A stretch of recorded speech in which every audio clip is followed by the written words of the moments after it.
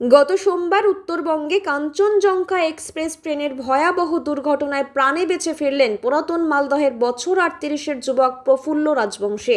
চলতি মাসের 10 তারিখে পুরাতন মালদহের মহিষবাথানি গ্রাম পঞ্চায়েত এলাকার সিংড়াপাড়ার বাসিন্দা প্রফুল্ল রাজবংশী স্ত্রী ও 2 সন্তানকে নিয়ে বাড়ি থেকে সপরিবারে কোচবিহার জেলার রানীরহাটের শ্বশুরবাড়িতে জামাই ষষ্ঠী উপলক্ষে বেড়াতে গিয়েছিলেন।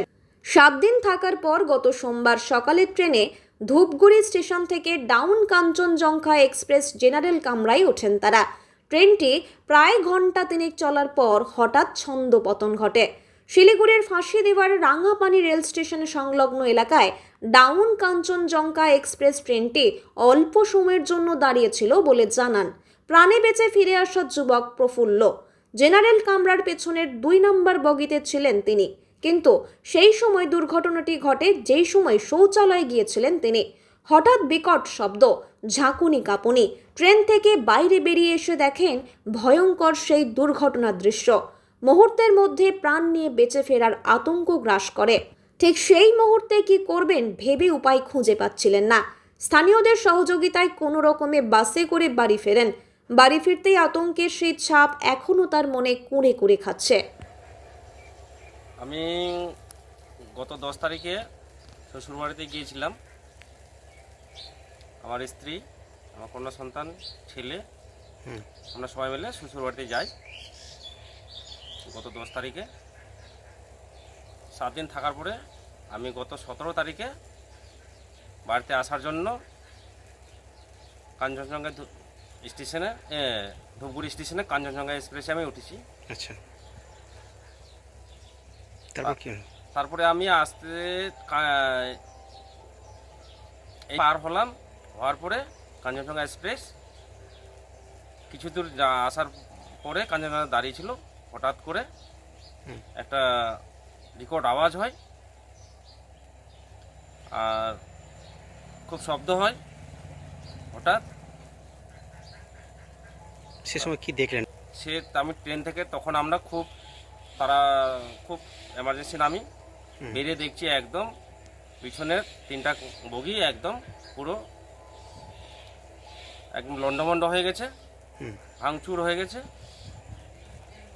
তখন ওই অবস্থায় দেখে একদম আতঙ্কিত আমি খুব ভয়ানক অবস্থা, খুব আতঙ্কিত।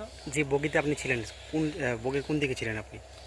আমি যেই বগিতে, দ্বিতীয় বগি, জেনারেল বগিতে ছিলাম। আমি লাস্ট বাথরুমে ছিলাম সেই মুহূর্তে। বাথরুম থেকে আমি বেরিয়ে একদম কোনো রকম করে প্রাণের বেঁচে ফিরেছি, এটাই বলবো আর কি। তারপরে আমি ওখানকার পরিস্থিতি তো খারাপ।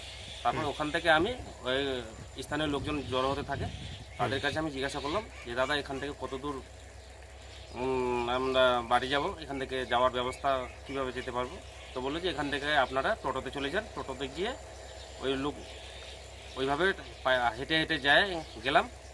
তারপরে টোটোতে উঠলাম। টোটোতে ওঠার পরে আমরা বাসে বাড়িতে এসেছি। কটা নাগাদ এসেছেন বাড়িতে? বাড়িতে আমি 4:30 নাগাদ বাড়িতে পৌঁছে গেছি। আর হ্যাঁ, এখন তো প্রায় ওগুলো কোথাও মনে পড়ে, এখনও একটা ওই দৃশ্যটা মনে পড়ে। তবে এখন মনে পড়লেও তো করার কিছু নেই, এখন ভুলতে হচ্ছে। যাক, আমি ভালোই আছি, এটাই বলবো আর কি। হ্যাঁ, বেঁচে ফিরেছি তো অনেক। এটা সবাই বলছে যে না, তোমার এত ভাগ্য ভালো যে তুমি ওখান থেকে বেঁচে ফিরেছো। সবাই একটা প্রশংসা করে বা বলে। যাক, আমি বেঁচে ফিরেছি, আমাকে খুব ভালো লাগছে ঠাকুর কৃপায়। আচ্ছা, এই মুহূর্তে এখন বাড়িতে আছি। আপনার নাম? আমার নাম হচ্ছে প্রফুল্ল রাজবংশী।